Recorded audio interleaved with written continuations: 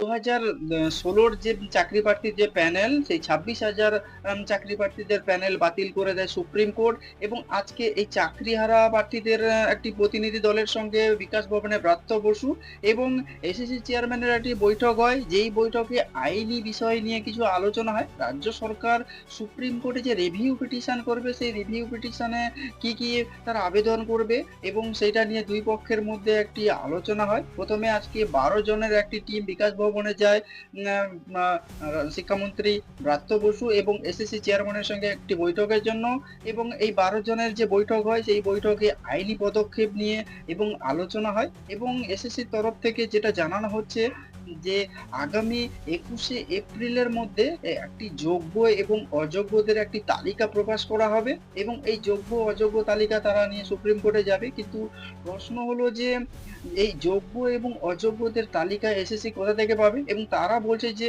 এই যে mirror copy যে সেই মিরর কপি এখনো নেই। যদি মিরর কপি থাকতো তাহলে সিবিআই সেটাকে খুঁজে বের করতে পারতো, কিন্তু সিবিআই যেহেতু খুঁজে বের করতে পারেনি তাই মিরর কপি নেই এবং তাহলে এই যে যোগ্য এবং অযোগ্যদের যে তালিকা তারা কোথা থেকে দেবে এবং যেটা জানা যাচ্ছে যে সিবিআই যতটা ইনভেস্টিগেশন করে যোগ্য এবং অযোগ্যদের যে একটা মিরর কপি উদ্ধার করেছে যোগ্যদের, সেটাই নাকি তারা প্রকাশ করতে পারে। তবে আগামী 21 এপ্রিলের মধ্যে তারা যোগ্য এবং অযোগ্যদের এই যে তালিকা তারা প্রকাশ করে দেবে, সেই নিয়ে তারা এসএসসি এক জোর কদমে কাজ করছে। প্রথমে এই যে চাকরি বাতিলের কেস অভিজিৎ গাঙ্গুলির এজলাসে উঠেছিল, সেখানে থেকে তারা এই 26,000 চাকরি প্রার্থীর চাকরি বাতিল করে দেয়। তারপরে ডিভিশন বেঞ্চ হাইকোর্টের এবং ডিভিশন বেঞ্চের পর থেকে যায় সুপ্রিম কোর্টে। 3 বছর ধরে দুই পক্ষের মধ্যে টানাপোড়েন চলে যে এবং কখনো স্টে দিয়ে দেয় এই 26,000 চাকরি প্রার্থী। শেষমেশ যে সঞ্জীব খান্না সুপ্রিম কোর্টের মাননীয় প্রধান বা সুপ্রিম কোর্টের যে প্রধান বিচারপতি সঞ্জীব খান্নার এজলাসে যে তারা এই 26,000 চাকরি প্রার্থীর প্যানেল 2016 সম্পূর্ণরূপে বাতিল করে দেয় এবং 3 বছর ধরে নানা আইনি টানাপোড়েন চলে। কিন্তু আগামী 21শে এপ্রিলের মধ্যে এসএসসি বলছে যে তারা যোগ্য এবং অযোগ্যদের যে তালিকা, সেই তালিকা তারা প্রকাশ করে দেবে এবং তারা সুপ্রিম কোর্টে এ নিয়ে একটা আবেদন করবে। কিন্তু তাহলে এতদিন যে এই যে 3 বছর ধরে যে টানাপোড়েন চললো, সেই টানাপোড়েনে তারা যোগ্য এবং অযোগ্যদের যে তালিকা তারা ফাইনালি কেন তারা প্রকাশ করতে পারলো না এবং সেটা নিয়ে একটা বড় প্রশ্ন চিহ্ন তো থেকেই যাচ্ছে। এবং চাকরিহারাদের যে প্রতিনিধি দল তারা আজকে যে বৈঠক করেছিল এবং বৈঠকে বেরিয়ে তারা আজকে কি বলেছে সেটা আপনারা শুনে নিন, তারপরে আরো আসবো বিস্তারিত ব্যাখ্যাতে। আমাদের আজকে আলোচনা হয়েছে, আমাদের দুটো পার্টে আলোচনা হয়েছে। একটা আমাদের দাবি যেগুলো ছিল সেগুলো নিয়ে, আর একটা হচ্ছে লিগ্যাল ইস্যুস নিয়ে। তো যে দাবিগুলো ছিল আপনারা সকলেই জানেন। আমরা বলেছিলাম যোগ্য অযোগ্য লিস্ট সার্টিফাই করে পাবলিশ করতে হবে। তো এসএসসি তরফ থেকে এবং শিক্ষামন্ত্রীর উপস্থিতিতেই এটা এসএসসি চেয়ারম্যান জানিয়েছেন যে যোগ্য আর অযোগ্যের লিস্ট ওনারা অলরেডি তৈরি করতে শুরু করে দিয়েছেন। এই রবিবারের মধ্যে হয়তো হতে পারে, পরের রবিবারের মধ্যে হয়ে যেতে পারে এবং মানে আইনি পরামর্শ নিয়ে সোমবার নাগাদ উনি সেটা পাবলিশ করবেন, পরের সপ্তাহের সোমবার, 21 তারিখ, মোস্ট প্রবাবলি 21 তারিখ। আর 22 লক্ষ ওএমআর যেটা বলা আছে, টোটাল পরীক্ষার্থী যারা ছিল তাদের ওএমআর পাবলিশের কথাও আমরা বলেছি। তো ওনারাও সেটাও বলেছেন যে সেটা তো আছে, আইনি পরামর্শ নেবেন। যদি ওনারা মানে পজিটিভ বার্তা দেন যে কোনো অসুবিধা নেই, তাহলে অবশ্যই সেটাও পাবলিশ করা হবে। এবং যেটা ব্যাপার হচ্ছে মিরর ইমেজ, যেটা আমরা বলেছিলাম, সেটা ওনারা এটাই জানালেন যে মিরর ইমেজ তো নেই, কারণ মিরর ইমেজ যদি থাকতো তাহলে সিবিআই নিশ্চয়ই খুঁজে পেত। যেটা আছে এখন সেটা অ্যাকর্ডিং টু সিবিআই, মানে সাবমিটেড বাই সিবিআই, সেই মিরর ইমেজটা আছে। যদি সেটা হয় তাহলে সেটাও ওনারা দেবেন, কিন্তু যদি মনে হয়। এই তিনটে দাবি আমাদের ছিল, তারা এই তিনটে উত্তর আমাদের দিয়েছে।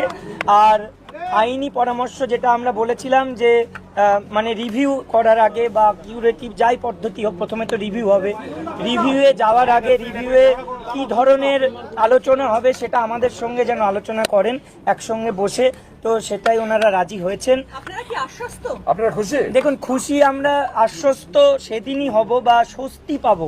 আশ্বস্ত হওয়ার জায়গা এখনই নয়, স্বস্তি আমরা সেদিনই পাবো যেদিন পুরো লিগ্যাল ওয়েতে আমরা পুরোপুরি জিতে আসব, তার আগে আমরা স্বস্তি নিঃশ্বাস ফেলছি না।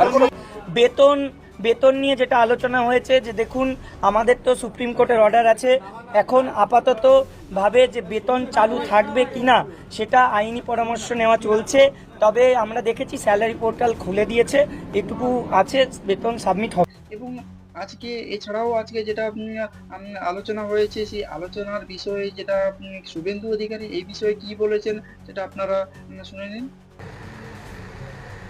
দালালগুলো এইগুলোই নেতাজি করে পাস বিতরণ করছিল, দুনিয়ার ওয়েব কুপার অধ্যাপকদেরকে আমরা যোগ্য লিখে বসিয়েছি। লজ্জাও লাগে না বাড়িতে ফিরে আপনারা সোশ্যাল মিডিয়া ভর্তি হয়ে গেছে ছবি। আরে এদের নেত্রীরও দোকান কাটা আমার কাছে হাজার করে জ্যান্ত লোককে পদত্যাগ করিয়ে মুখ্যমন্ত্রী হয়েছে শোভনদেব চ্যাটার্জি, জ্যান্ত লোক মরে গেলে উপনির্বাচন হয়। এদেরও তাই নৈয়াটি কলেজের অধ্যাপক তিনি লিখে বসে আছেন যোগ্য, সিটি কলেজের অধ্যাপক তিনি বসে আছেন, বসিরহাটের অধ্যাপক লিখে বসে আছেন। কি নির্লজ্জ! আরে এমনি যান প্রাপ্তবাবুর পেরোলে থাকেন, যোগ্য শিক্ষক লকেট লাগিয়ে গেছে। আরে কত নির্লজ্জ না হলে এই ধরনের জিনিস হয়। এরা ভাবছে কলেজ সার্ভিস কমিশন যা করেছে মুক্তি পাবে, বিজেপি একবার আসতে দেয়, সব এর দ্রব্য পুলিশ রিক্রুটমেন্ট বোর্ড থেকে কলেজ সার্ভিস কমিশন। আপনারা কি বলবেন এই বিষয়ের উপরে, যে আগামী 21শে এপ্রিলের মধ্যে যোগ্য এবং অযোগ্যদের তালিকা প্রকাশ করে দেবে, যেটা 3 বছরের মধ্যে করতে পারেনি, যেটা যেটা হাইকোর্টের সিঙ্গেল বেঞ্চ থেকে ডিভিশন বেঞ্চ থেকে সুপ্রিম কোর্টে যায়, এবং সুপ্রিম কোর্টের সব যে রাজ্য সরকারের ট্যাক্সের টাকায় যে বড় বড় সব লয়াররা দাঁড়িয়েছিল, এবং সেখানেও তারা অনেক সময় স্টে পেয়েছে, তারপরেও যে এই 26,000 চাকরি বাতিল, এবং বাতিল হওয়ার পরে আগামী এই কয়েকদিনের মধ্যে 21শে এপ্রিল এই 1 সপ্তাহ 2 সপ্তাহের মধ্যে যেভাবে তারা যোগ্য এবং অযোগ্যদের তালিকা তারা প্রকাশ করে দেবে বলছে, এবং যদি সম্ভবত তাহলে এতদিন কেন করেনি সেটা নিয়ে একটা বড় প্রশ্ন চিহ্ন থেকে যাচ্ছে। তো আপনারা এই বিষয়ে যদি কোনো কিছু বলতে চান তাহলে অবশ্যই কমেন্টস করতে পারেন কমেন্টস বক্সে, আর নজর রাখুন নাচিন্দা টিভিতে।